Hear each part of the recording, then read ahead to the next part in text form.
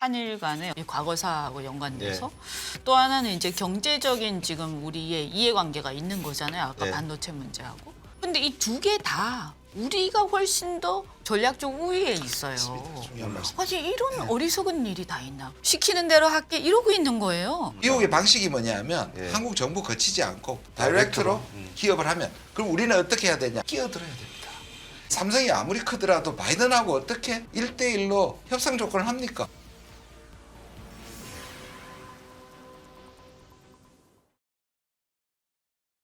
안녕하십니까. 연합뉴스 경제TV의 곽수영의 경제프리즘입니다.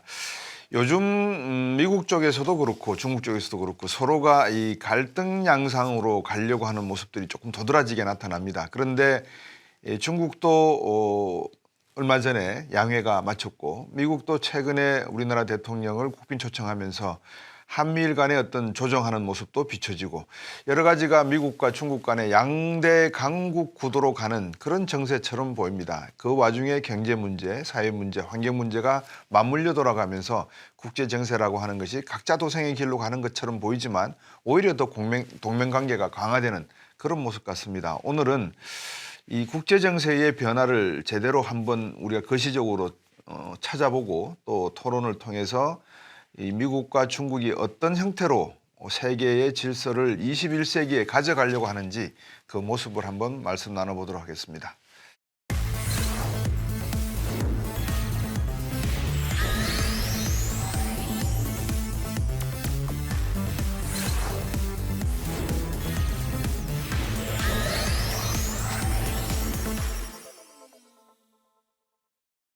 국립외교원 원장을 지내셨죠? 우리 김준현 교수님 오셨습니다. 안녕하십니까? 안녕하십니까? 예.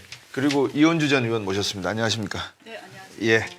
지금 제가 말씀드렸습니다만 중국 양회도 곧 끝이 났고 근데 양회하는 동안에 아무도 몰랐을 겁니다. 이 사우디아라비아하고 이란을 중재를 했단 말입니다. 그동안에 중동 그러면 미국판이었는데 이제 중국으로 가겠다는 뜻입니까? 어떻게 미국이 이걸 놓치고 있었습니까? 어떻게 된 겁니까? 참 묘한 현상이 일어나요. 네. 미국이 전후 질서에 만든 게 WTO 자유무역이고 네. 그다음에 미국이 과거에 사다트하고 백인을 붙여가지고 그렇죠. 캠프 데이비드라는 걸 주로 중동에서 개입해서 이스라엘과 아랍 세계를 이렇게 하는 네. 그런데 이게 지금 바뀌고 있어요. 무역만 하더라도 네. WTO하고 자유무역 주장하는 게 중국입니다. 지금 아시잖아요. 그렇죠. 근데 미국은 오히려 WTO를 버리고. 무력화시켜버리고 자유무역 오히려 정책적인, 보호무역적인 정책을 하고요. 또 마찬가지로 미국은 중동에서 발을 빼고 있습니다. 이게 오바마 때부터 시작하는 건데요. 네. 미국이 지금 우크라이나도 지상군 안 보내잖아요. 네. 그리고 IS가 그렇게 심해도 폭격만 했지 지상군 안 들어갔습니다. 그렇죠. 그러니까 아프간과 이라크에서도 다 빠져나오고요. 예. 그러니까 미국은 중동에서 빠져나오고 북아프리카에서 빠져나오는 사이를 네. 그러면 미국이 챙기는 건 지금 동맹들입니다. 나토, 한국, 일본 그 사이에 빈 중립지대를 중국이 파고드는 거죠. 왜냐하면 미국이 진영을 만드니까 중국은 친구가 많이 필요한 겁니다. 네. 그래서 중국은 오히려 개입으로 나오고 있는 거고 오히려 평화의 중재자가 되고 있고 자유무역의 선구자가 되고 있는 이상한 현상이 일어나고 있습니다. 네. 이은주 의원 어떻게 보세요? 그러니까 이게 말이에요. 네. 우리나라 입장에서도 이게 네. 굉장히 정말 이렇게 생각하면 생각할수록 애매해 버리는 거예요. 네. 세계화. 네. 글로벌리제이션의 어떤 자유무역 질서에 가장 큰 수혜를 입은 나라가 아마 우리나라일 겁니다. 그동안에. 그죠? 그래서 사실은 그동안에 우리나라가 굉장히 이 세계에서 이 선진국으로 도약하는데 그러한 질서의 수혜를 많이 입어왔는데 지금 와서 이제 미국을 중심으로 해서 보호무역 체제로 가면서 이 여러 나라하고의 그동안에 이 자유무역 질서로 이렇게 연결되어 왔던 고리들, 공급망들이 끊어지고 있잖아요. 근데 그러다 보니까 거기에서 가장 큰 피해를 입고 있는 나라 중에 하나가 바로 우리나라가 돼버리는 거예요. 그러다 보니까 우리가 지금 실제적으로 무역에서도 굉장히 많은 손해를 입고 있고 그렇게 보니까 그러면 우리는 분명히 자유주의적 가치 동맹 이것은 분명히 미국이나 이 미국 쪽 동맹에 속해야 맞는 것인데 경제적인 가치나 기존에 우리가 추구하던 자유무역의 질서 또 미국하고 같이 함께하던 그 질서는 이건 지금 중국 쪽이 하고 그러니까 중국이 뭐 원래부터 그 가치를 신봉했다라기보다도 그것이 자기들의 이익에 지금 맞는 거죠. 이런 이상한 딜레마에 처해 있는 거예요. 네. 그래서 이게 보면 저는 이 중동 문제도 비슷하다라고 보는데요. 이게 이해관계가 지금 이러한 나라들이 지금 어떻게 보면 중국하고 이해관계가 맞아 떨어져 버리는 거죠. 사우디 같은 경우에도요. 한 가지에는 지금 원유 문제가 있지 않았습니까? 그러니까 미국이 사우디하고 그동안 계속 가깝게 지냈던 게 원유가 필요했었잖아요. 그동안에. 그랬었는데 미국이 어떻게 보면 셰일가스가 등장하고 그들 스스로가 원유의 최대 수입국이 아니고 이제는 중국이 사우디의 최대 수입국이 돼버린 거죠. 그러면서 이 네옴시티라든가 이런 프로젝트에서도 제가 알기로는 가장 많이 참여하고 있는 나라가 중국이라고 알고 있습니다. 건설에서도. 왜냐하면 노동력이라든지 이런 부분에서도 노동력이 굉장히 싸기 때문에 중국 노동력이 아직까지는요. 그런데다가 또 그 얼마 전 아니 조금 됐지만 이스탄불에서 있었던 그 자스쿠지 이제 암살과 관련해서 사실은 미국하고 충돌이 좀 있었죠. 그래서 이 빈살만 왕세자가 그런 점에서 미국을 좀 껄끄럽게 생각하는 부분도 있고 그러다 보니까 계속해서 미국하고 좀 이렇게 거리를 두는 양상입니다. 이 틈바구니를 제가 볼 때는 이제 중국이 치고 들어온 거 아니에요. 이란은 원래 미국하고 좀 거리가 있었죠. 지난번에 이제 핵 협상 그것이 좀 이제 좌초되면서요. 그래서 어떻게 보면 사실은 중동에서 사우디와 이란은 별로 그렇게 사이가 좋지 않을 거라고 우리는 생각을 해왔는데, 근데 어떻게 보면 제가 보니까 요즘에 또 제가 교수님한테도 좀 여쭤보고 싶은 게 이 이스라엘이 중동에서 이 이슬람 국가들이 그동안 사이가 좋지 않았던 사우디나 이란 이런 나라들이 오히려 손을 잡으면서 맞습니다. 우리의 적은 이스라엘이었어. 뭐 이렇게 좀 나오는 느낌이 좀 있어요. 그래서 정세가 좀 변하는 거 아닌가 이런 생각이 좀 듭니다. 그래서 어제 적이 오늘의 친구가 또 되고 막 이렇게 바뀌고 있는 것 같아서 자, 먼저 그럼 이현님 질문하신 거라면 답을 주시죠.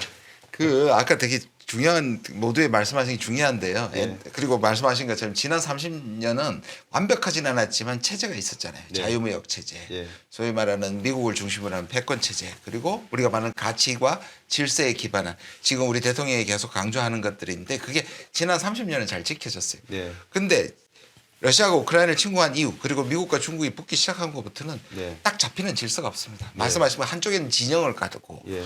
지금 사우디하고 이란, 중국은 또 실리를 쫓아 움직이잖아요. 네. 미국도 어떨 때는 또 실리로 움직여요. 왜냐하면 아까는 자식거지 사례 때문에 2년 동안 안 만났다가 작년에 네. 갑자기 미국의 그 유가가 올라가니까 네. 증산해달라고 갔었잖아요. 그렇죠. 그런데 거절당했죠, 그러니까 또. 이게 각자 도생에다가 진영에다가 이념에다가 가치가 다 혼재한다.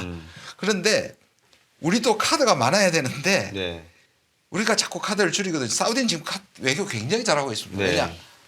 네옴시티에 이스라엘의 참 IT 기술이 없으면 불가능합니다. 네. 그래서 이거 안 끊습니다. 예. 그다음에 러시아와 여기는 또 중국은 예. 이 석유를 다 사주는 예. 최대 수입국이니까 중국이 필요합니다. 예. 그다음에 이란도 마찬가지입니다. 이란은 제조업 강국에 중국 물품을 수입해서 거의 연명하고 있습니다. 왜냐하면 서방이 다 제재를 하고 있습니다. 네. 이들이 다 그 사이의 틈새에서 지금 자기들이 합종 연행을 하는 거거든요. 네, 네. 그러니까 굉장히 실리적이다. 오히려. 네, 네. 그 사우디 외교 말씀을 하셔서, 그러니까는 소위 말하면 지형적으로도 지정학적으로도 낀 국가 아닙니까? 네.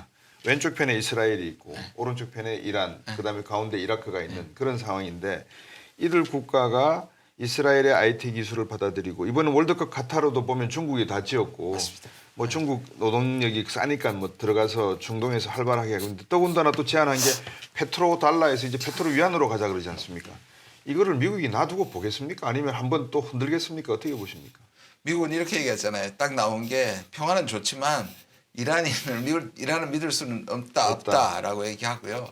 그런데 미국이 자꾸 지금 어떤 실리 외교 사실 했지만 실패했잖아요. 예, 예. 사우디가 무시해 버렸거든요. 예. 그러니까 이런 부분에 있어서 지금 세계 판도가 과거에 일본이나 영국 것보다는 네. 중국이 상당히 자체적인, 그래 특히 저는 이런 말을 합니다. 그러니까 원래 이 키신저가 예. 그 트럼프를 만나가지고 했던 말이 뭐냐면 예. 자기가 했던 것을 역으로 해라. 키신저 전략이라는 걸 얘기했습니다. 뭐냐면 러시아와 미국을 중국을 갈라야 된다. 예. 자기가 소련이 강할 때는 중국을 끌어들여서 이간질을 시켜가지고 네. 성공했다. 지금은 중국이 강하니까 이 둘을 떼어내야 된다. 이게 사실은 해안이었거든요. 네. 왜냐하면 제조업 강국인 중국하고 예. 에너지 강국이 합치면요. 네. 못할 게 없죠. 못할 게 없을 때 견디는 힘은 세계 최강입니다. 예. 거기에다가 이란과 사우디까지 만약에 단기를 하면요. 미국이 아무리 서방 국가와 한국, 일본을 모아도 40개국이 안 되거든요. 그렇죠. 나머지 160개국 넘는 국가들은 저쪽으로 몰릴 수밖에 적어도 미국 따라서 이들 국가를 봉쇄하지는 않는 거죠. 그게 지금 대러 제재에 참여하는 국가가 불과 48개국밖에 안 돼요. 그렇죠. 그러니까 이제 WTO를 하자라고 하는 게 중심으로 가자는 게 중국이고 중국이죠. 미국은 거기서 발을 뺄 수밖에 없는 노릇이고 그래- 뭐 하실 말씀 하시죠. 예. 아니 그래서 저는 지금이 여기서 말이죠. 지금 미국의 어떤 논리가 네. 이게 일관성을 잃고 있어요. 예. 그러니까 설득력이 점점 약해지고 있는 거예요. 예. 그런데다가 사실 우리도 이따가 기회가 되면 말씀드리겠지만 반도체 과학법이라든지 이런 데서 동맹국들한테도 크게 혜택을 못 주고 있는 거예요. 네. 오히려 그걸 여쭤보려고 그랬어요. 그러다 보니까 그러면 도대체 뭐야? 이게 뭘 위한 지금 동맹이야? 가치도 아닌 것 같고 자유무역도 아니란 말이죠. 그렇다고 해서 동맹들한테 옛날처럼 확실한 어떤 혜택을 주는 것도 아닌 것 같고. 네. 그런데 나머지 이 동맹에서 밖으로 나와 있는 소위 적이라고 우리가 생각하는 그 중국이라든지 러시아라든지 심지어 지금 중동도 약간 밖으로 나가는 것 같고 이렇게 나가면 이제 중국의 주변국인 소위 그 동남아도 네. 중국의 그 영향력 아래에 있거든요. 그러면 거의 경제적으로는 중국하고 같이 놀 수밖에 없어요. 동남아도요. 그러면 남미나 아프리카는 과연 아프리카는 뭐 약하니까 그렇다 치더라도 남미도 약간은 반미 정서 강한 나라들이란 말이에요. 이렇게 되면 구매력이라든지 생산력이라든지 이런 면에서 네. 이제 물론 기술의 어떤 첨단 기술이라든가 이런 어떤 그 달러 기축력이라든지 이런 면에서는 미국과 이 동맹국들이 탁월하지만 국방력하고 네. 그것만 가지고 세계 경제가 돌아가는 거 아니잖아요. 그렇죠. 구매력과 생산력에서 나머지가 훨씬 더 커버린단 말이에요. 그러니까 이게 왕따를 시키려고 했는데 왕따를 당하는 상황으로 가는 게 아니냐. 사실 이게 장난이 아니다. 그래서 이거는 저는 어떤 생각이 드냐면 좀 이렇게 고민을 깊이 해야 되는데요. 이거 미국이 이런 상태로 계속 가면 굉장히 위험해진다. 그리고 거기에 덩달아서 우리도 거기에 그냥 그대로 엎어져서 가다가는 우리도 같이 위험해진다. 그렇다고 우리가 미국을 떠날 수도 없는 일이고요. 여기에서 우리 중심을 잘 잡아야 되는데 제가 볼 때는 어떤 우리 같은 중견국이요. 미국을 설득해야 돼요. 그러니까 미국한테 뭐 이 기조를 버리라고 할 수는 없지만 미국한테 예를 들면 이렇게까지 극단적으로 가서는 너희가 위험해진다. 우리가 다 같이 위험해진다라는 얘기를 하지 않으면 저는 근데 이게 굉장히 누가 심각한 할까요? 상황으로 갈 수 있다. 누가 할까요? 그 이야기를 미국에게? 저는 근데 이게 예를 들어서 우리나라뿐만이 아니라요. 예컨대 뭐 유럽연합이라든가 이런 데도 조금 지나면 저는 깨달을 거라고 보거든요.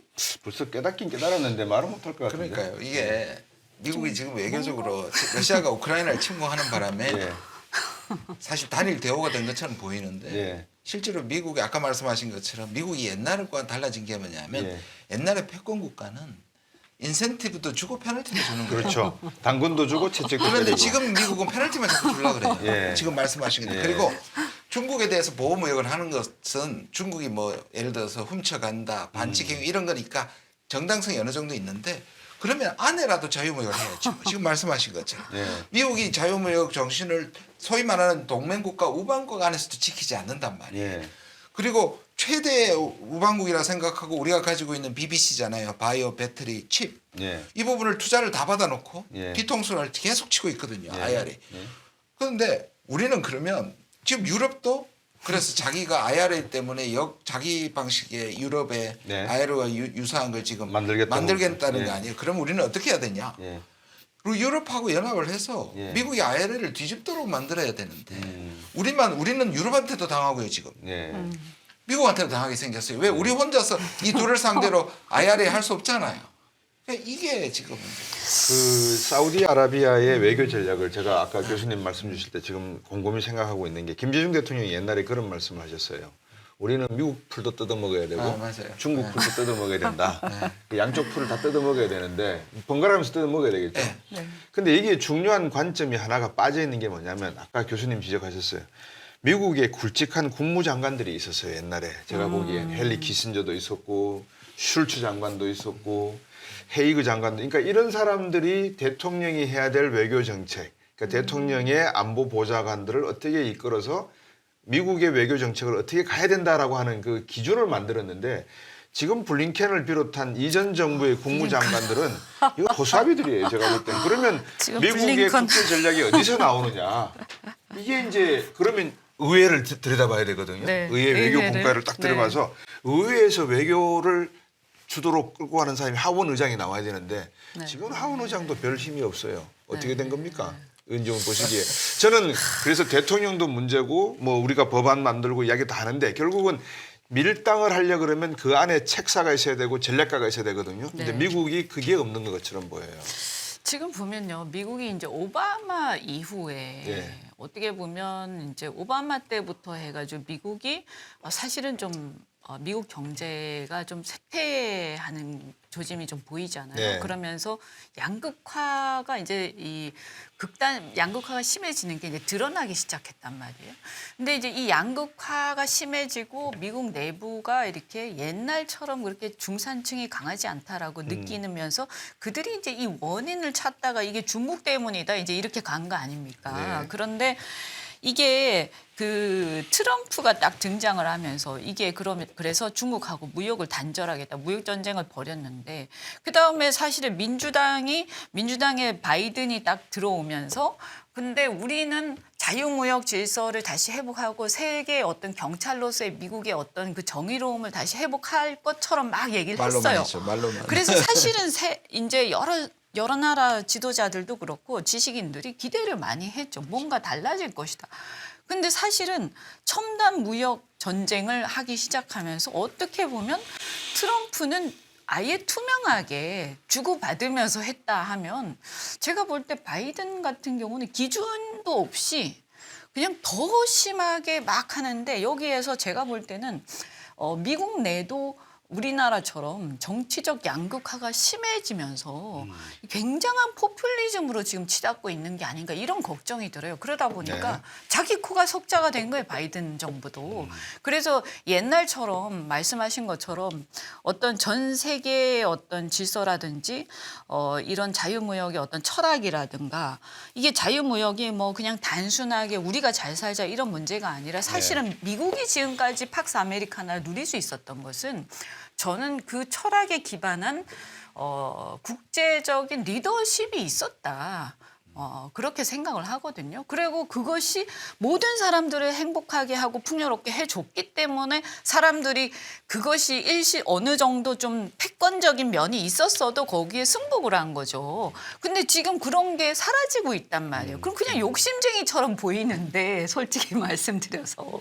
그런데 사람들이 야 이제 그런데 막 저렇게 윽박 지르니까 그리고 옛날부터 미국은 우리의 우방이었으니까 우리는 무조건 엎드려야 돼. 이러니까 이제 엎드리긴 하는데 이게 우리가 지금 똑바로 가고 있는 거 맞아? 이제 이렇게 되는 거예요. 네. 그래서 미국이 지금은요 제가 볼 때 그 블링컨 같은 경우도 이번에 한일 정상회담 거기에 뭐 배후 저 제3자 변제의 어떤 배후라는 식으로 아주 자랑스럽게 얘기를 하셨잖아요. 그죠? 별도 성명을 했죠. 네, 별도 성명, 성명을 해서 뭐 오늘 이 아예 나라를 위해서 그냥, 다른 국무부도 관리들하고 네. 최선을 다한 결과다라고 아예 근데 자기 배우를 저는 자체했어요. 너무나 놀랐어요. 왜냐하면 사실은 이 강제동원 문제는 그 강제동원이 얼마나 강제력이 있었느냐 문제에 대해서는 물론 논란의 여지는 있지만 그럼에도 불구하고 그 이슈 자체는 굉장히 반인권적인 이슈란 말이에요. 그 문제는 뒤에 조금 이제 저희들이 가는 논지에 네. 조금 벗어날 수 있으니까 네. 뒤에서 조금 시간을 가지고 한번 다뤄보기로 저는 하겠습니다. 일단 미국 사회 제가 이제 예. 결론적으로 말씀드리면 이건 미국 사회 전체가 약간 반지성적으로 지금 흐르고 있는 어떤 흐름하고도 네. 좀 일맥상통하는 거 아니냐 네. 이런 생각이 좀 들어요. 저는 굉장히 중요한 말씀을 하셨는데 왜 키신저 같은 사람이 등장하지 않느냐. 저는 여러 가지가 섞여 있다고 봐요. 일단 미국이 옛날만큼의 자신감이 없는 패권이 됐고요. 그러니까 그러니까 당근과 채찍을 다 쓸 만큼의 여유가 없을 만큼 중국의 부상이 들어온 거고요. 네.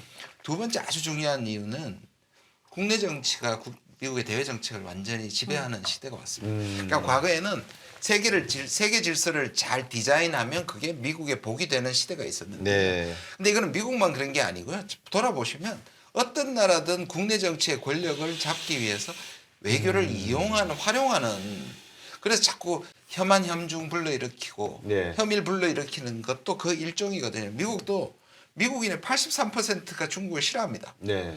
그러니까 정치인들은 중국 때리기가 가장 좋은 정치적 자산이 되는 거예요. 네. 미국의 전체 이익보다. 네. 아까 말씀드린 그 키신저가 트럼프한테 얘기했을 때 트럼프가 너무 좋아했어요. 트럼프는 푸틴이 왜 독재자 좋아한다고 자기 말이 할 수 있다고 네. 했는데 역풍이 불었습니다. 왜냐하면 미국 사람들은 여전히 러시아 사람들을 소련 사람이라고 생각합니다. 그러니까 소련하고 손잡는 게 악마하고 손잡는 거라고 봤습니다. 네. 그리고 러시아가 그 선거 때 개입하는 선거 개입설이 터져 나옵니다. 네. 그래서 역키신저 전략이 하고 싶었는데 깨져버린 거거든요. 네. 그걸 지금 보면 뭐냐면 이 국내 정치 때문에. 그래서 아까 말씀드린 기대를 했는데 지금 불리는 건 뭐냐 하면 바이든은 트럼프 2.0이다 네. 라고 얘기합니다. 대외 정책에 있어서. 예. 왜냐하면 그리고 대놓고 이렇게 바이든의 대외 정책을 이렇게 이름을 붙였어요. 중산층을 위한 대외 정책. 제가 이런 대외 정책을 본 적이 없습니다. 미국에. 이거는 노골적으로 우리 외교는 네. 우리 중산층 회복을 위해서 예. 일자리를 위해서 하겠다는 것이 캐치프레이즈고 실제로 그렇게 하고 있거든요. 네. 그런데 거기는 속내가 있어요. 왜냐하면 지난 두 번의 선거를 결정한 것이 바로 러스트 벨트입니다. 네. 그 북동부의 미국의 디트로이트. 예, 디트로이트, 미네소타, 오하이오의 일리노이 미시간 뭐, 이쪽인데요. 지금 그리고 미국이 투자를 이끌어내는 데가 다 거기입니다. 예. 여기에서 일자리를 잃어가지고 힐러리가 떨어졌거든요. 예. 그래서 그 노동자들이 민주당의 등을 돌렸거든요. 네. 그런데 트럼프가 들어와가지고 코로나 때문에 망치는 거 보고 일부가 돌아와서 바이든이 된 거거든요. 그러니까 바이든은 여기가 다음 민주당이든 공화당이든 다음 선거에 이기려면 여기에 일자리를 창출해야 된다. 근데 가장 빨리 하는 건 뭐겠습니까? 공장하고 경쟁력 하기에는 수십 년이 걸리잖아요. 네. 여기에 구미에 딱 맞는 것이 한국이에요. 네. 왜냐하면 한국은 BBC, 바이오, 배터리, 칩에서 유일하게 세계 다 가지고 있는 경쟁력을 가지고 있는 세계 유일의 국가거든요. 네. 그러니까 우리가 지금 호구가 돼서 다 주고 있잖아요. 그럼 주면 미국도 뭘 줘야 될 거 아니에요. 예. 근데 우리 계속 뒤통수 맞고 있는 거예요. 우리가 주고 있고 그렇지만 우리는 받는 게 없다. 그것도 한일 관계 사실 말씀이 많으실 것 같아서 또 제가 그거는 조금 뒤에서 하기로 네, 하고 네. 황교안 교수님이 반도체. 말씀 주신 뭐 반도체뿐만이 아니라 미국이 지금 하고 있는 거 보면 상무부가 중심이 되어서 중국 기업들, 테크 기업들, 디지털 기업들 40개 제재를 가하고 있고 또 최근에는 그저께인가요? 틱톡에 관해서도 시장 공개를 제대로 하지 않으면 일부를 압수하게 아니면 상장을 폐지하겠다 이런 또 위협을 하고 있는 것 같고 미국이 중국을 의식하는 모습 그거는 뭐 어느 국가든지 어느 개인이든지 당연하다고 봅니다. 라이벌이 생기면. 근데 이거는 과거에 알았던 우리가 알고 있었던 미국의 모습이 아닌 것 같아요. 최근에 그 발표한 그 리스트를 보면 야 이건 뭐 미얀마 기업까지 들어가 있고 네. 또 심지어는 그냥 뭐 조금만 뭐 약간 문제가 있다고 생각이 되면 다 집어넣어서 아예 제재를 하겠다. 그렇죠. 문제가 된다는 건 이제 중국과 관련이 있다. 그렇죠. 이런 뜻이겠죠. 중국하고 네. 약간만 걸쳐 걸쳐 있어도. 있으면. 네. 근데 저는 거꾸로 봐서 근데 이렇게 되면 미국도 손해일 텐데 그렇잖아요. 네. 무역이라는 것이 거래라는 것이 그 제재하는 데만 손해를 입는 게 아니라 그 거래를 못하게 되니까 미국도 역시 손해인 거잖아요. 네. 근데 왜 이렇게 하는 걸까 하는 생각이 드는데 네. 제가 볼 때는 미국이 이제 원유 대신에 이제 반도체로 이제 눈독을 들이기 시작을 했는데 이게 만약 반도체가 원유라고 우리가 생각을 하면 네.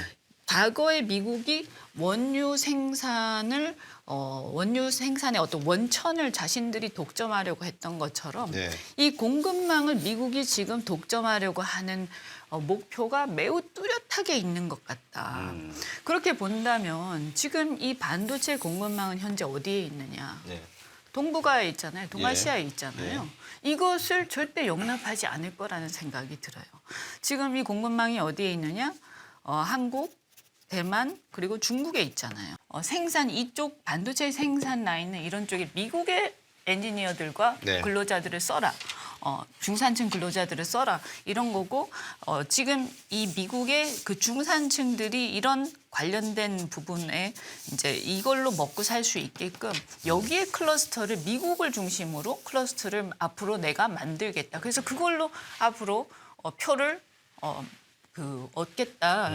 이 전략이 확실하게 있는 것 같고요. 왜냐하면 반도체 과학법의 내용을 보면 여기에 관련된 모든 영업 비밀이라든가 노하우라든가 시설에 대한 어떤 정보라든가 이런 걸 다 넘기도록 돼 있잖아요. 네. 그리고 미국 노동자들을 위해서 모든 걸 다 하도록 돼 있거든요. 그럼 이걸 보면 우리나라는 그냥 OEM 하청업체로 전락하는 내용이거든요. 저는 이게 그냥 우리한테 그냥 압박하기 위해서 던져놓고 우리가 요구하면 그냥 이걸 다 나중에는 다 없애줄 것인가 과연? 그래서 이거는 굉장히 심각하다고 우리가 생각을 해야 돼요. 지금의 우리가 생각하는 삼성전자의 이 반도체 세계에서 이 내놓으라는 삼성전자 위상이 완전히 달라지는 거고 반도체 강국으로서 한국의 위상이 완전히 달라지는 상황이다. 반도체 문제도 그렇고 이제 제가 좀 시간을 아꼈던 이유가 미국 풀도 뜯어먹고 미국 풀이 다 뜯어먹으면 중국 풀을 뜯어먹을 수 있는 이제 전략을 가져야 되거든요. 그 와중에 미국 풀 뜯어먹으려 그러면 전초기지가 있어야 되는데 그게 일본이라고 하는 나라가 있는 것 같아요. 또 중국으로 가려고 그래도 일본 애들이 자꾸 몸가게 바지가리를 잡는 경우도 있었고. 그래서 이제 한일 관계 이야기를 안 할 수가 없는데 어떻습니까? 이번 한일 정상회담 12년 만에 열리기도 했고 어떻게 보십니까? 이 두 가지를 참 연결시키면 우리가 지금 네. 얘기했던 게 그럼 미국이 지금 한국한테 원하는 게 뭔가 그렇죠. 저는 크게 두 가지입니다. 네. 하나는 처음에 말씀드린 것처럼 우리가 가지고 있는 미국이 네. 빠른 시일 내에 경쟁력을 왜냐하면 미국은 원천 기술 돈 되는 것만 가졌거든요. 예. 수익성이 작은 거는 다른 데 다 줬잖아요. 그렇죠. 그래서 그런데 어느 순간에 보니까 중국을 배제시키니까 미국이 공급이 안 되잖아요. 네. 그 공급을 메울 수 있는 국가 중에 유일하게 그게 한국이니까 네. 특히 첨단 산업에 예. 한국에 노리는 거는 얼마 전에 있었던 쿼드가 아니고요. 네. IPF입니다. 인도태평양 경제 프레임워크이고 그 네. 핵심이 반도체 칩4잖아요. 네. 그러니까 이거는 한국이 가지고 있는 경쟁력. 근데 이 반도체 법안 통과시키면서 상무부 장관이 네. 굉장히 재밌는 저는 소름 끼쳤는데 뭐라 했냐면 예. 향후에 미국이 세계 유일한 반도체 강국이 될 것이다. 예. 뭔 말이에요? 예. 우리 이용해서 다 뺏어간다는 뜻이에요. 네. 지금 생산 시설 다 접근권 가져오는 거잖아요. 근데 우리가 지금 속수무책으로 놓고 있고 두 번째는 안보 전략입니다. 네. 안보 전략은 미국이 힘이 약해지니까 예. 중국이 부상하니까 예. 가장 믿을 만한 미국 측의 입장에서 예. 보면 한국과 일본을 결합시켜서 네. 한미를 묶어서 중국을 견제하겠다. 이건 미국으로서는 신의 한 수라고 생각하는 겁니다. 예. 경제는 이렇게 도움을 받고 예. 안보는 이 둘을 묶는데 예. 미국이 늘 문제가 됐던 게 뭐냐면 한일 관계 악화잖아요. 네. 이게 미국의 수건을 계속 가로막았어요. 이게 원래 기억하시겠지만 바이든이 부통령으로 있어서 이걸 추진했는데 오바마 때 네. 2015년에 웬디 셜먼이 우리한테 망언을 했습니다. 정치인들이 국민 감정 이용한다. 한국이 네. 과거만 쳐다보고 미래 안 본다. 그리고 미일 관계가 한의문으로 들어갔거든요. 네. 그 수건을 이번에 푸는 겁니다. 거기에 우리가 호응해 줬고 그 호응에 그래서 저는 아까 블링컨의 배후가 맞는 거예요. 저는 미국이 뒤에서 한일을 묶었고 거기에 적극적으로 호응해 준 거고 지금 마지막 질문에 답을 하면요. 그러면 이게 시작이다 그러는데 네. 시작으로 지금 포지셔닝이 되어버렸어요. 저는 우리가 이렇게 했으니까 외교 관계에서 저쪽에 선의에 기대서 일본이 해줄 거다. 네. 이미 이번 정상회담에서도 일본은 강제 동원도 없었고 다 없었다고 오히려 지금의 시작은 뭐냐면 일본의 압박과 네. 일본의 오히려 주도권을 계속해서 독도 문제나 역사나 이런 거에 대해서 계속적으로 공세가 올 것이고 네. 뒤에 버티고 있는 미국과 이 한미일과 북중러를 묶어야 된다는 이 대의명분 하에서 계속 안보를 강조하면서 실제로 어떤 의미에서는 미일 동맹의 하부 구조로도 갈 수 있다. 네. 그 시작이다. 좋은 시작이 아니라 호응의 시작이 아니라 우리가 지금 그쪽으로 프레임으로 끌려들어가고 있다는 우려가 저는 있습니다. 네. 김유정 교수님 말씀을 듣고 보니까 이 IPF 이거를 뭐 인도 태평양 전략이라고 해서 미국이 21세기 새로운 글로벌 질서 전략으로 생각하고 있다는 거는 뭐 5, 6년 전부터 노골적으로 많은 보고서에서 나오던 이야기인데 이렇게 되면 결국은 주도권을 잡기 위한 미국의 입김이 한국과 일본에 어떤 형태로든지 친하게 지내라, 잘 지내라. 네. 너희들 싸우면 나는 대책이 없다. 1도련선, 2도련선 다 까이고 하와이까지 우리가 뺏길 수가 있다. 안보적으로. 네. 경제적으로 말씀 주셨지만 공급 사슬 다 무너져 버리고. 네. 그러면 할 수 없다. 이제 다시 원위치. 네. 이런 입김이 미국이 더욱더 강해질 건데 네. 우리는 버텨낼 내성이 있습니까? 없다면 중국과 가까워져야 됩니까? 아니면 중국을 이용해야 됩니까? 어떻게 보십니까? 그러니까 저는 답답한 게 뭐냐면 여기서 네. 두 가지 이슈가 있는 거 아닙니까? 그 예. 과거사와 관련된 이제 한일 간의 어떤 감정적 또는 이제 어떤 민족적 어떤 갈등이 있는 거고요. 이 과거사하고 연관돼서 또 하나는 이제 경제적인 지금 우리의 이해관계가 있는 거잖아요. 아까 네. 반도체 문제하고. 근데 이 두 개 다 우리가 훨씬 더 전략적 우위에 있어요. 중요한 말씀. 아니 이런 어리석은 일이 다 있나? 근데 이 전략적 우위에 우리가 두 개 다 있는데 그걸 다 내려놓고 그냥 가만히 그냥 다 양보할게 시키는 대로 할게 이러고 있는 거예요. 과거사 문제만 보더라도 역사적 명분이 우리한테 있지 일본한테 있지 않습니다. 우리가 도덕적 그렇지 우위가 않습니까? 있었는데 이제 없어졌습니다. 어? 그러면 그거를 미국한테 자 진짜 한일이 잘 지내고 싶으면 일본을 니네들이 그래, 설득해라라고 압박해라. 네. 우리가 압박을 해야죠. 우리가 더 세게 나갔어야 된다고요. 과거에 말씀 중에 죄송한데 과거에 박근혜 대통령 시절 또 이명박 대통령 시절에 미 하원에서 위안부 관련된 법안들이 많이 상정이 되고 통과가 됐거든요. 그러면 그러니까요. 그때 왜 조금 더 푸시를 못했을까요? 그러니까요. 오히려 힐러리 클린턴은 그때 뭐라고 그랬냐면은 위안부라는 용어 자체를 욕했습니다. 섹스 슬레이브. 그렇죠. 예. 오히려 그렇게 해야지. 컴포트 워먼이라고 컴포트 워먼 하는 예. 거는 오히려 그걸 미화한다고 오히려 얘기할 정도로 민주당은 전통적으로 우리 그 한국의 입장 그리고 말씀하신 도덕적 우위가 있었는데 지금 우리가 그걸 스스로 다 그래서 소멸시키고 버리는 있습니다. 거 아니에요. 네. 그러니까 보편적 인권의 문제가 있기 때문에 우리가 여론전을 하고 시간을 가지고 이걸 끌면 우리가 유리해요. 이거는 국제사회에서. 그래서 우리가 불리할 게 하나도 없는 이슈다. 그다음 두 번째 경제적 이해관계 문제도요. 네. 반도체 공급망에 있어서 우리가 훨씬 우위에 있어요. 그럼 일본은 이미 과거에 반도체와 관련해서는 우리한테 뒤진 지 이미 오래전에 끝났고요. 네. 그리고 일본은요 선택의 여지가 없습니다. 중국과 관련해서.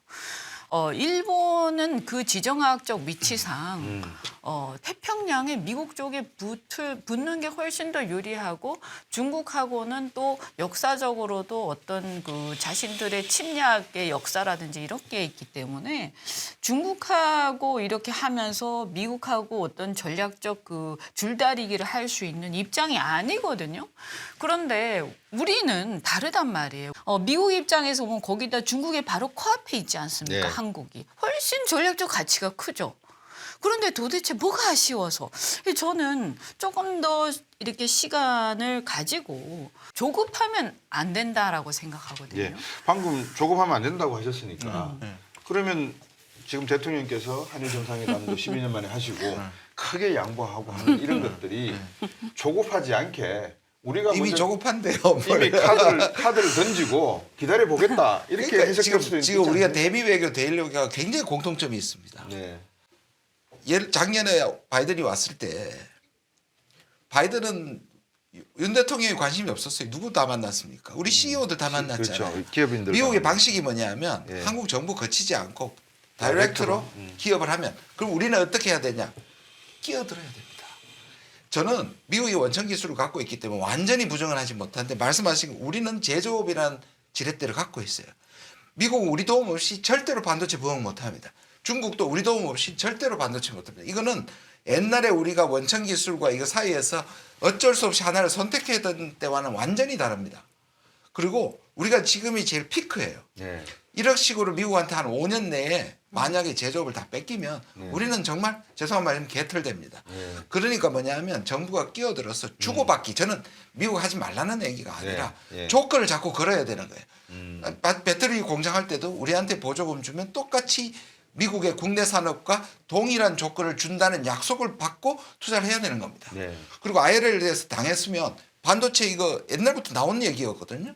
이런 위험 독소 조항이 있을 거다.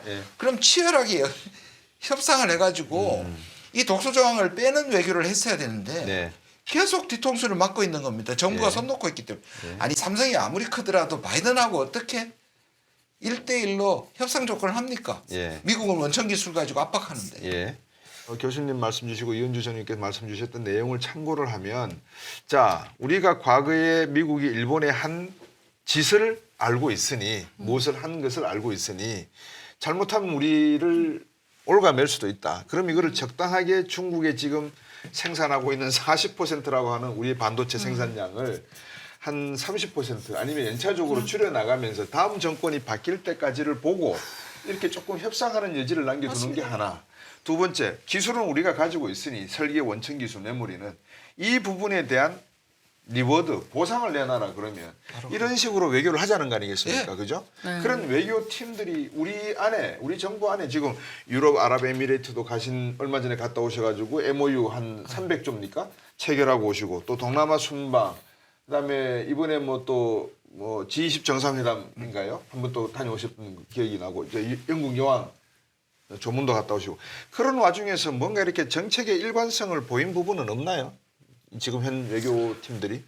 진영 논리죠. 진영 논리죠. 그 왜냐하면 대부분 한미일 회담을 하는 김에 거기 가서 일본, 미국을 만나러 간 거지 그 다양한 외교를 하러 간 거는 별로 없었던 것 그러니까 같아요. 10개월 동안 지난 11개월 동안 만난 국가는 중국 30분 빼고 다 미국하고 일본이었잖아요. 그전에는 아세안이라든지 전 세계가 우리 대통령을 만나고 싶어 했단 말이에요. 왜냐하면 한국이 중요하니까요. 그런데 제가 그래서 그런 얘기합니다. 외교는 더하기 외교를 해야지 빼기 외교를 하면 안 된다. 카드가 많아야 돼요. 특히 우리같이 중견국이고 미중 사회에 이러면 카드가 많아요. 사우디 카드 많잖아요. 인도 보십시오. 인도 카드 많잖아요. 계란을 한 바구니에 다 집어넣고 있는 거예요. 그러면 외교적으로 다른 나라는 한국을 만날 필요가 없죠. 일본 만나고 미국 만나면 한국이 설득된다고 생각하지 않겠어요. 그러니까 우리 목소리가 없어지면 외교가에서 우리는 변수가 안 된다는 뜻이에요. 그런 점에서 일관성이 있네요. 그 지금 이제 사실 심각한 것 중에 하나가 제가 그 이전 정부에서 그 외교가 이제 좀 잘 못한 것도 있지만 잘한 것 중에 하나가 신남방 정책이라고 생각하는데 아세안하고의 어떤 외교나 통상이 그 굉장히 많이 줄었어요. 이번 정부 들어서요.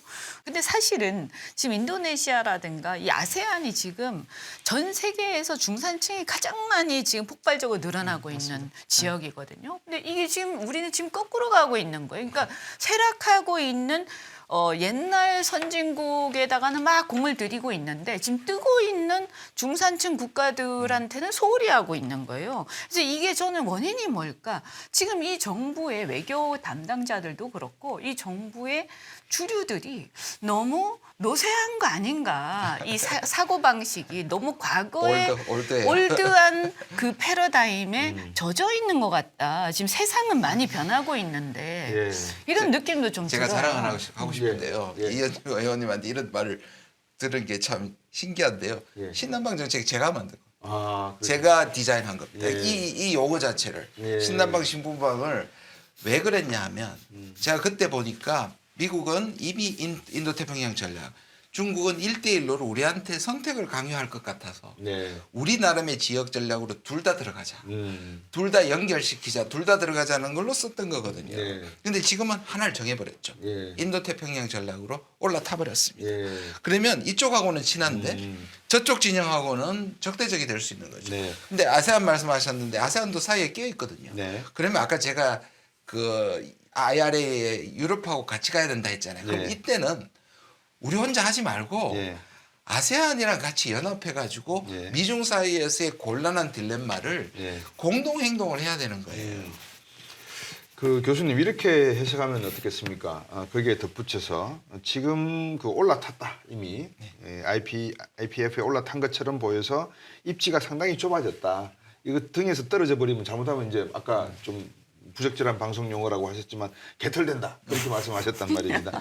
그런데 이게 지난 5년 문재인 정부 당시의 외교 정책에 비해서 좀 더 이쪽으로 가는 것처럼 보이니까 도드라져 보이니까 이게 밸런싱하는 과정에서 나타나는 착시 현상이나 아니면 우리가 어느 정도는 이 균형을 잡기 위해서 미일 관계를 회복하는 과정을 밟을 수밖에 없는데 그거를 너무 단기간에 1년 안에 하다 보니까 자칫 국민들이나 많은 분들에게 오해받을 수 있는 마치 정부의 외교 정책이 부실하거나 그렇게 비칠 수도 있는 부분이 있지 않습니까? 전 정말 그랬으면 좋겠습니다. 저는 네. 진짜 국민이 아는 사람으로 그랬으면 좋겠는데 네.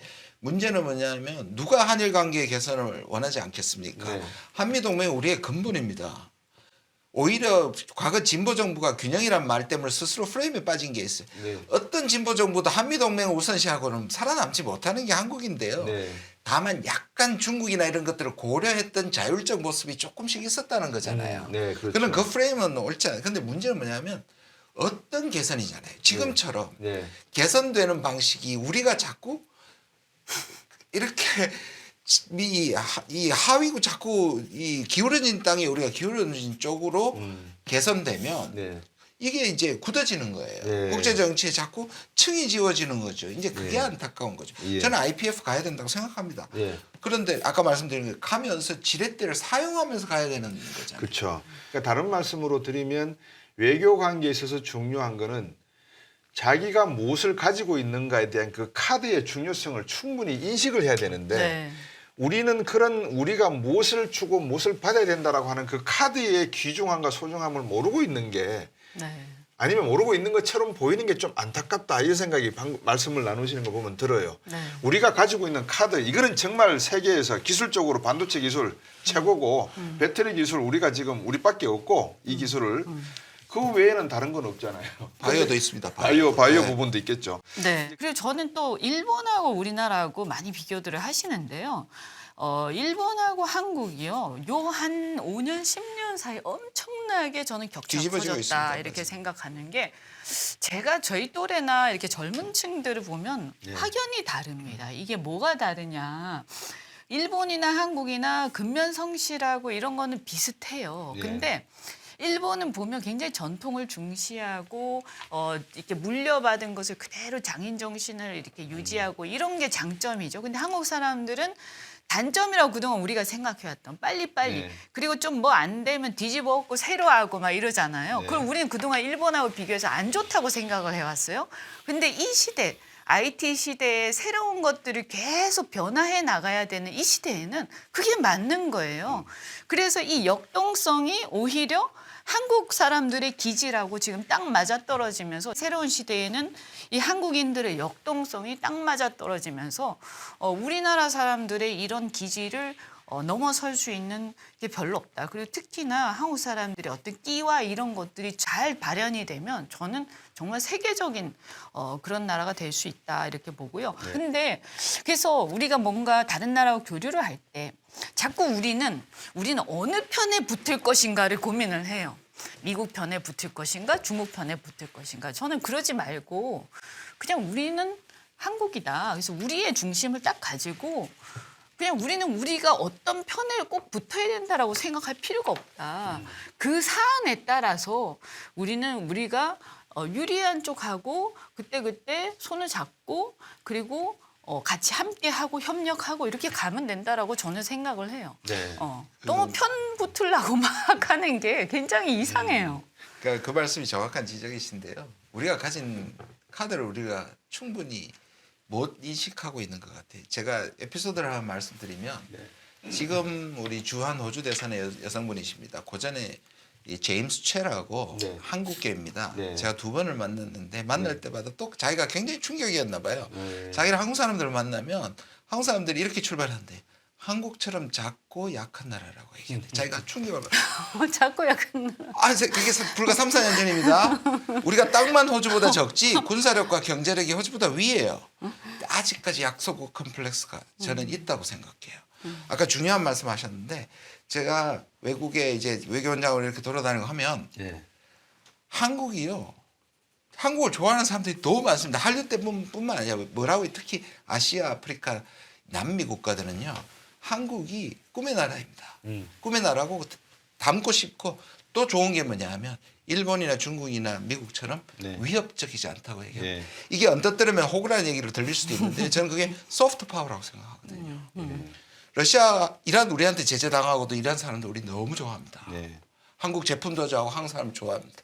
러시아 지금 우크라이나 전쟁 우리 제재하고 있는데 러시아인들이 한국인에 대한 호감도를 조사하면요 90% 밑으로 떨어진 적이 없습니다. 네.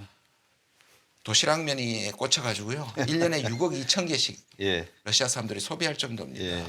이렇게 아이폰을 완전히 제압시키고 갤럭시만 팔리는 곳이 러시아예요. 러시아고요. 그러니까 우리가 가진 이런 이 실제로도 우리가 아까 BBC 왜냐하면 BBC는 미래를 결정하는 전략 영역이라고 미국도 그렇게 인정하고 있는데 이 세계를 고루 갖춘 나라는 우리밖에 없거든요.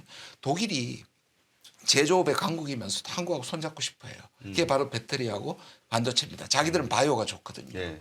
정치적으로도요. 프랑스가 네. 호주하고 왜 호주한테 원자력 잠수함 깨면서 미국이 오커스를 만들 때 프랑스가 엄청 배신감을 배신감 느꼈잖아요. 느꼈죠. 예. 그때 프랑스는 정치적으로 원래 유럽에서 패권에 지역 패권에 관심이 많습니다. 네. 한국하고 손잡고 싶어요. 그래서 저는 미국 따라서 나토 갈 게 아니고요. 네. 이런 우리를 필요한 나라와 연대해야 돼요. 맞습니다. 아세안, 독일, 프랑스 그런 걸로 우리의 지렛대를 많이 쌓아야 되는데 지금 오직 미국하고 일본의 꽁무니만 따라가는 게 너무 속상합니다. 네. 그 두 분의 말씀을 듣고 보면 이제 자주 외교 옛날에 많이 들었던 내용입니다만 자주 외교의 시점이 가야 된다. 그러면 자주 외교로 전환을 하려 그러면 무엇이 필요합니까? 요소라고 할까요? 보통 이제 학자들 말하는 자주 외교를 하려면 독립 외교를 하려면 무엇이 있어야 된다 그러잖아요. 뭘까요? 저는 자주나 균형이 매우 오염됐다고 생각해요. 자주라고 얘기하면 마치 주체 같고 예. 그다음에 균형 우리가 미국하고 중국 어떻게 균형해? 저는 그런 말 자율, 자율. 전략적 자율성 이게 예. 제일 좋은 말 같아요. 예. 어떤 요소가 필요할까요? 뭐냐면 결국 이제 우리 아까 말씀 우리가 가진 외교적 자산 그리고 계속 카드를 많이 옵션을 많이 가져야 된다. 그렇죠. 그리고 유연해야 된다. 네. 그다음에 마지막으로 예. 어려울 때는 강론으로 가야 되는데 저는 네. 실리예요. 실리로 가야 합니다. 실리. 네. 이거를 가치나 진영 모호한 걸로 진영과 이념을 나눌 게 아니고 네. 아까 말씀하셨잖아요. 양쪽의 풀 다 먹을 뿐만 아니라 전생의 풀 다 먹어야 돼요. 그리고 그럴 만한 역량이 있기 때문에 예. 저는 결국 외교가 국가를 만들고 국가가 외교를 한다고 생각합니다. 예. 이은주 의원 어떻게 생각하세요? 저는 이제 뭐 용어를 붙인다면 전 전략 외교라고 생각합니다. 전략적으로 행동해야죠. 지금은 어쨌든 아직까지는 미국이 쇠퇴는 했지만 그래도 아직까지는 패권 국가예요. 그러니까 그리고 우리가 한미 동맹 관계에 있기 때문에 그건 인정을 해주자 이거죠. 다만 아까도 계속 말씀드린 것처럼 우리의 전략적 우위를 100분 활용을 해야죠. 네. 그리고 그런 의미에서 중국도 우리는 적당히 활용을 해야 된다. 우리가 이걸 다 버리고 완전히 엎어지고 나면 우리는 더 이상 카드가 없어지는 거예요. 네. 그리고 이건 매우 어리석은 일이다. 그리고 우리가 만약에 이 상태가 계속 지속되어서 미국과 미국의 어떤 미국과 유럽 기타 동맹국에 만약에 러시아, 중국, 뭐 중동, 아세안 등등등등 이렇게 만약에 세계가 이분법적으로 갈려지게 되면 저는 이것은 매우 큰 재앙이고요. 경제적으로. 사실은 그렇게 되면 말씀드린 것처럼 생산력과 구매력이 오히려 후자가 더 커지기 때문에 이건 어떻게 상황이 전개될지 모른다. 그래서 이런 상황에서 우리가 섣불리 완전히 어느 한쪽에 올인하는 것은 그건 죽는 길이다라고 네. 저는 생각합니다. 그래서 네. 안보적으로 한미동맹 확실히 하더라도 네.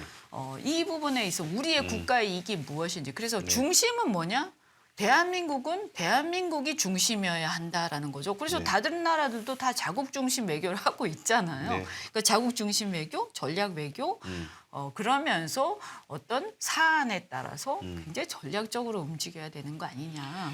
네. 두 분 말씀을 듣고 이렇게 한번 제가 이 부분은 정리를 해보면 어떨까 싶습니다. 그러니까 이제 네덜란드의 ASML 반도체 기술, 공정 기술을 판매하는 회사에게 미국이 중국에 수출하지 마라.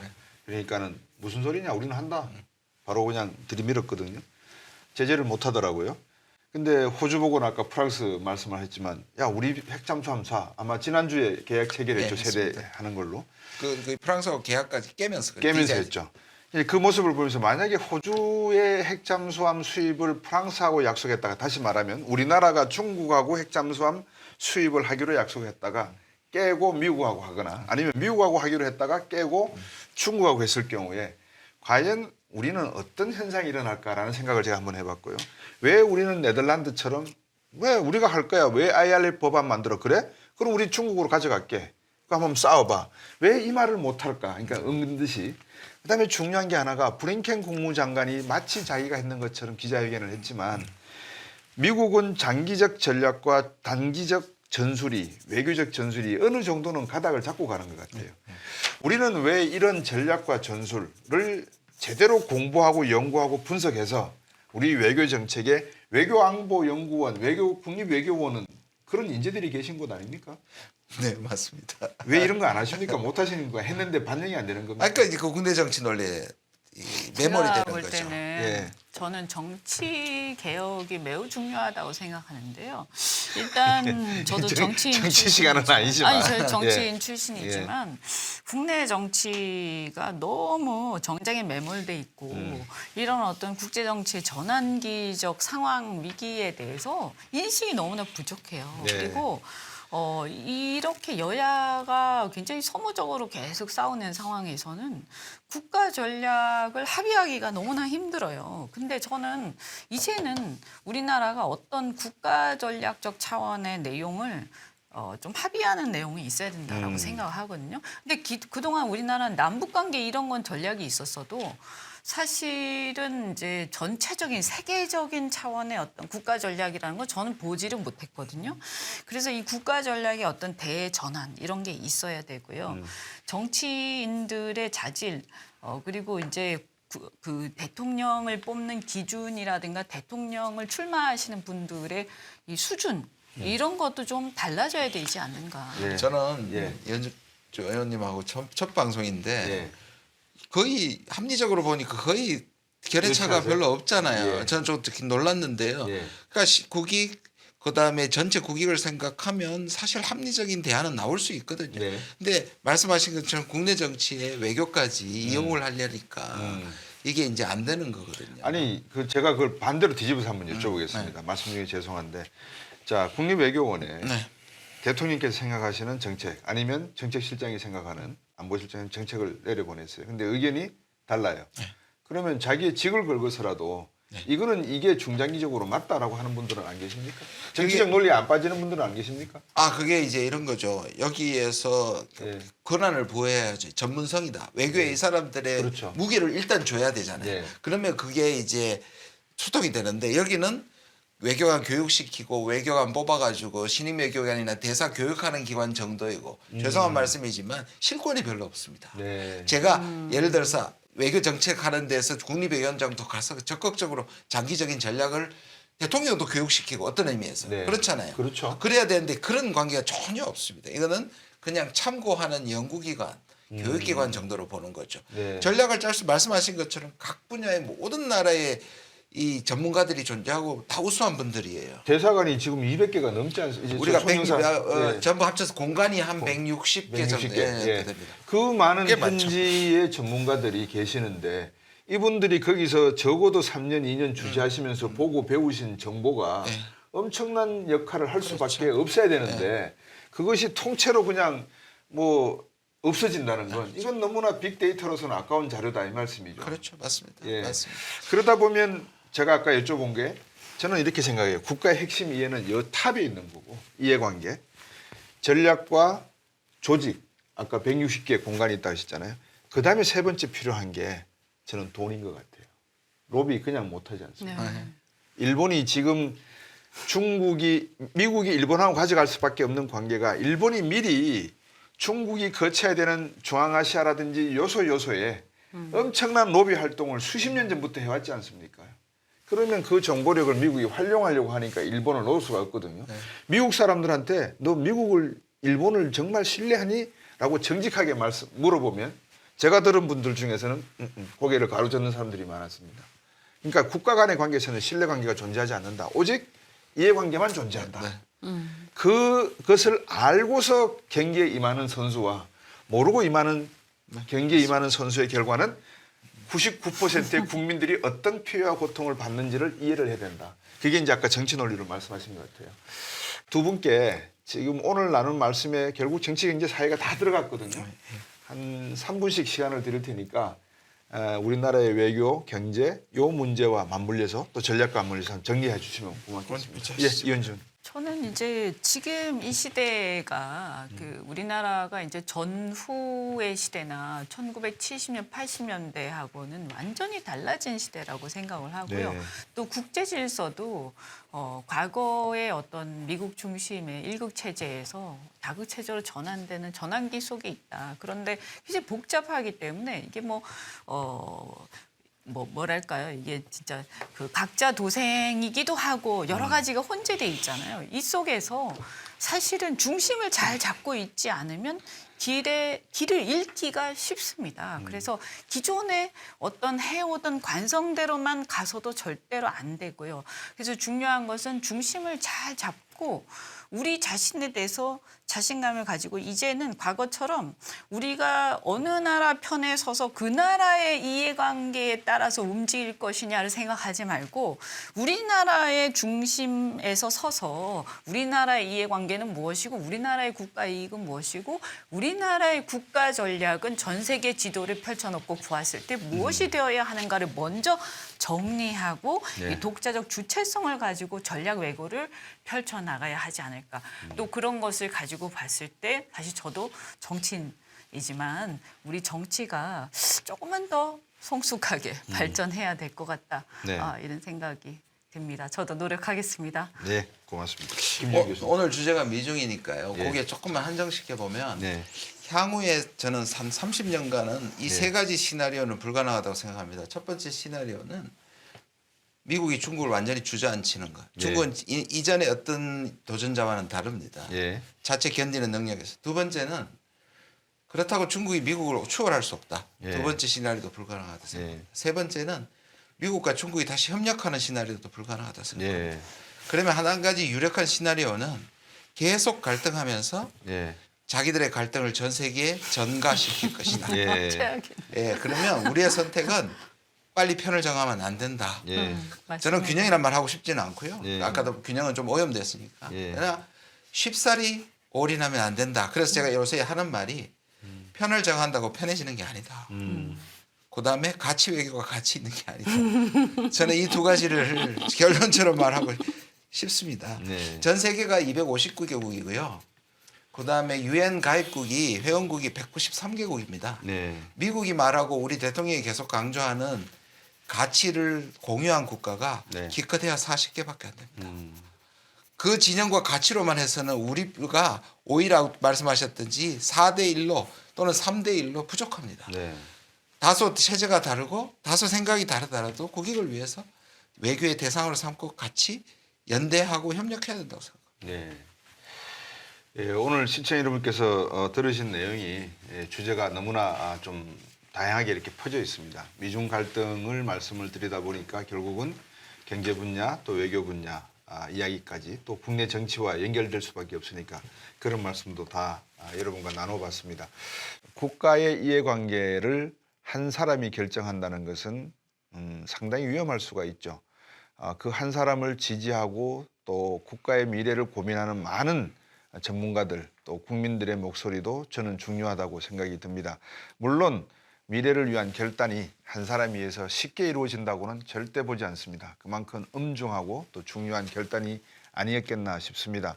어쨌든 중요한 것은 우리 국민이 이제는 또 다른 퀀텀 점프를 해야 되는 그런 시점에 와 있는 것 같고요. 그런 퀀텀 점프에 필요한 외교 전략, 정치, 경제, 사회 문화 모든 것을 이번 새로운 도약의 발판을 만들어보는 그런 계기가 됐으면 하는 생각을 해보겠습니다. 오늘 두 분 말씀 귀한 말씀 잘 들었고요. 또 시청자 여러분들께도 시청해 주셔서 감사하다는 말씀 드리겠습니다. 감사합니다. 고맙습니다.